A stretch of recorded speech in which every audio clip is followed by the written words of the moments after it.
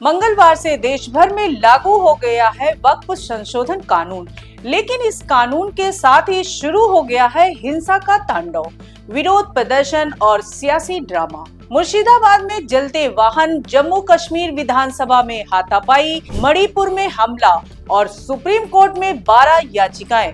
आखिर ये कानून है क्या और क्यों मचा है इतना बवाल? चलिए पूरी कहानी विस्तार से जानते हैं। नमस्कार दोस्तों, मैं हूँ तमन्ना, आपका स्वागत है द संकेत लाइव में। सबसे पहले बात करते हैं इस कानून की। गृह मंत्रालय ने बताया कि वक्फ संशोधन बिल 2 अप्रैल को लोकसभा में और 3 अप्रैल को राज्यसभा में पास हुआ था। लोकसभा में 12 घंटे की बहस के बाद 288 सांसदों ने इसके पक्ष में और 232 ने विरोध में वोट दिया।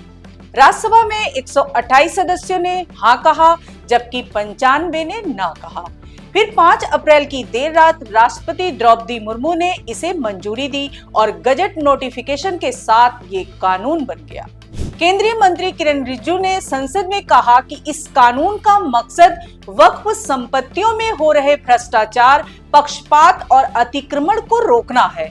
उनका दावा है कि इससे पारदर्शिता आएगी, लेकिन विरोधियों का कहना है कि ये कानून मुस्लिम समुदाय के अधिकारों पर हमला है।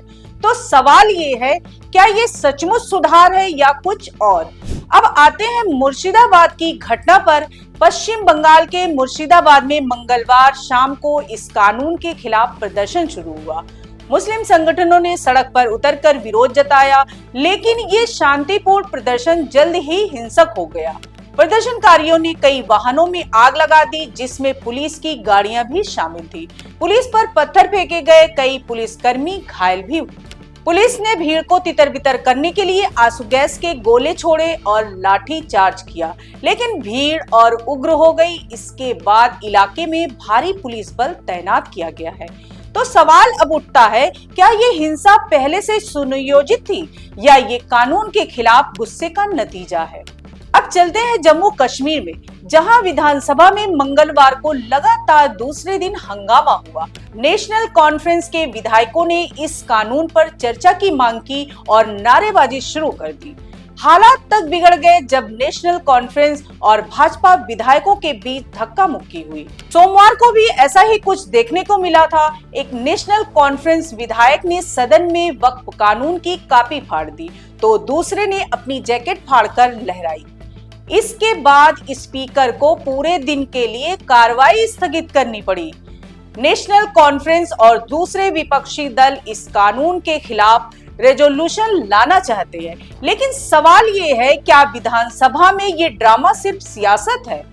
इस कानून का विरोध अब कोर्ट तक पहुंच गया है। सुप्रीम कोर्ट में अब तक 12 याचिकाएं दाखिल हो चुकी है, जिसमें इसे असंवैधानिक बताया गया है। जमीयत-ए-उलेमा-ए-हिंद ने कहा कि वो हाई कोर्ट में भी इसे चुनौती देगा। सोमवार को सुप्रीम कोर्ट में वकील कपिल सिब्बल ने अर्जेंट हियरिंग की मांग की। सीजेआई संजीव खन्ना ने कहा कि वो याचिकाओं को जल्द लिस्ट करने पर फैसला लेंगे। वहीं दूसरी तरफ all India Muslim personal law board यानी AIMPLB ने 11 अप्रैल से देशव्यापी विरोध की घोषणा की है। AIMPLB का कहना है कि ये कानून वक्फ की मूल भावना के खिलाफ है और वो इसे खत्म करने तक लड़ाई लड़ेंगे। क्या ये विरोध कोर्ट और सड़क पर नया मोड़ लेगा? मणिपुर में भी इस कानून का असर दिखा। रविवार को थौबल जिले में भीड़ ने भाजपा के अल्पसंख्यक मोर्चा अध्यक्ष असगर अली मकाकमयूम के घर पर हमला किया। उनका घर तोड़ा गया और आग लगा दी गई, क्योंकि उन्होंने इस कानून का समर्थन किया था। ये घटनाएं बताती है कि देश के अलग अलग हिस्सों में इस कानून को लेकर कितना तनाव है। कहीं हिंसा, कहीं हंगामा, तो कहीं कानूनी लड़ाई।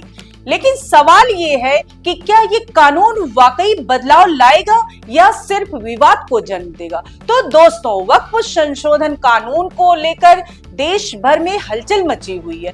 हिंसा, विरोध और कोर्ट की लड़ाई के बीच ये तो साफ है कि ये मुद्दा अभी ठंडा नहीं होने वाला। आपकी इस पर क्या राय है? क्या ये कानून सही है या गलत? नीचे कमेंट में जरूर बताएं। ऐसी ही खबरों के लिए द संकेत लाइव को सब्सक्राइब करें, बेल आइकन दबाएं और अगली खबर का इंतजार करें। तब तक के लिए नमस्कार।